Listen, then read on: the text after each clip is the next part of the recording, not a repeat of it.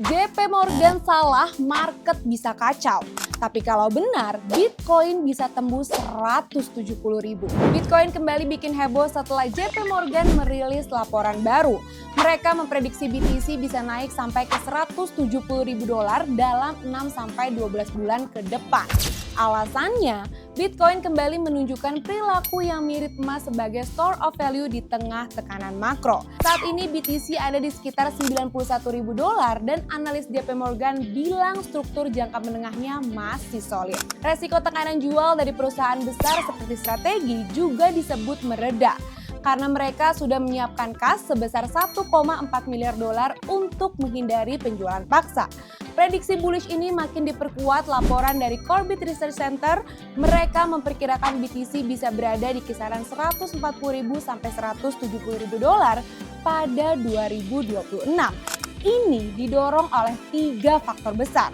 Pertama, adopsi institusi yang makin dalam.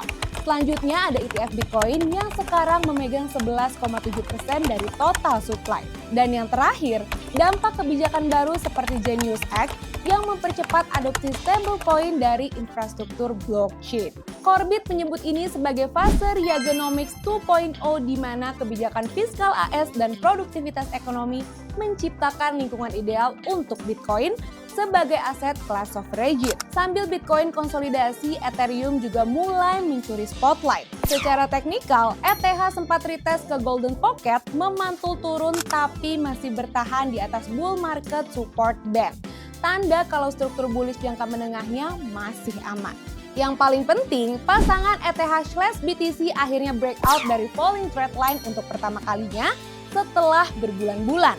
Ini biasanya jadi sinyal awal risk appetite kembali, alias modal mulai rotasi dari BTC ke ETH lalu ke altcoin.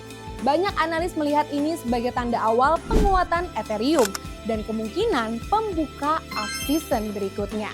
Bitcoin dengan prospek 170.000 dolar dan Ethereum yang mulai ambil posisi dominan, pertanyaannya, apakah ini awal bull run besar atau konsolidasi sebelum naik lebih tinggi?